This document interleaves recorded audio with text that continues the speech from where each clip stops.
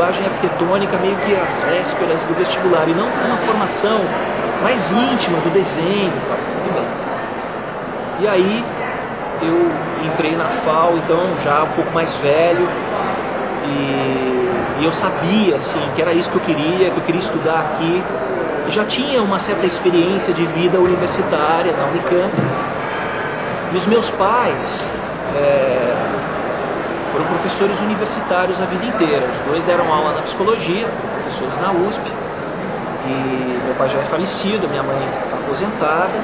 Mas isso também, esse ambiente mais próximo da universidade, também me estimulou a pensar tanto no estudo numa universidade pública, na vida universitária, quanto nesse retorno e na atividade de pesquisa.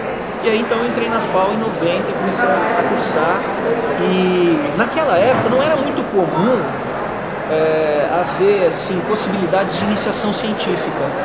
Alguns professores mencionavam isso e tinha um programa PIBIC com bolsas do CNPq e tal. E aí eu comecei com o professor Kaczynski. Começou. Em 92, eu acho, segundo, terceiro ano, por aí. Comecei a fazer uma pesquisa de iniciação científica e gostei muito desse tipo de atividade, assim, que era paralelo e complementar também às disciplinas da FAO, né?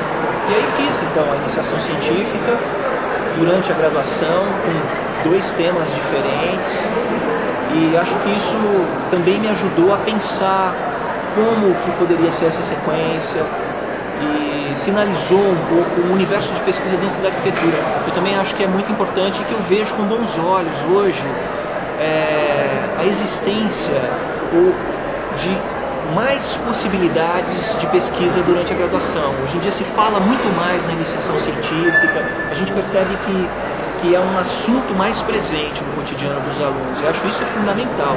Tem tantos assuntos para serem pesquisados, né, na arquitetura, e que a gente pode configurá-los como pesquisa acadêmica e conseguir financiamento para isso e tudo mais.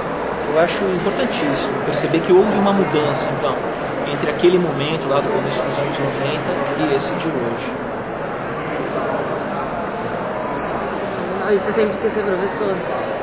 Olha, já tinha os pais professores? Não, Débora. Eu tinha os pais professores, mas não, assim, eu acho que isso foi se formando um pouco aqui na FAO, talvez, na medida em que eu percebia a atividade de determinados professores, sabe?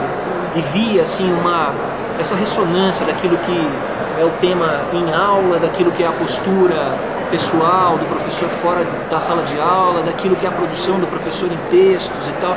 Então eu percebia assim, essa ressonância entre as várias frentes de atividade e achava que isso era interessante.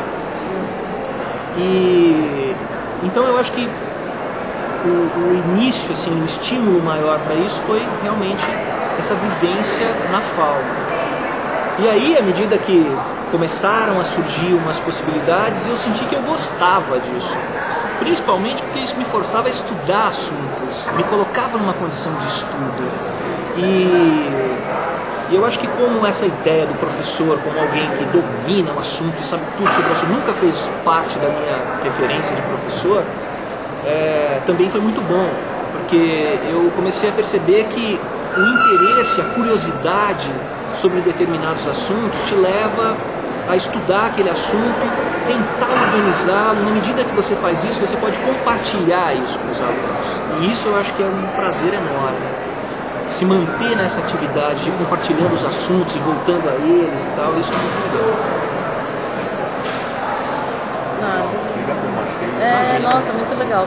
Obrigado a vocês, é sempre bom a gente repensar isso, né? Ao conversar a gente repensa um pouco. Nossa, é legal mesmo, tem tanta história, né? Esse percurso não é nem um pouco linear, então é legal que dá pra ficar brincando. Legal, ótimo. Obrigado. Agora que a gente que tá saindo já tá tudo indeciso, não sabe o que faz, né? O que vai seguir. Pois é.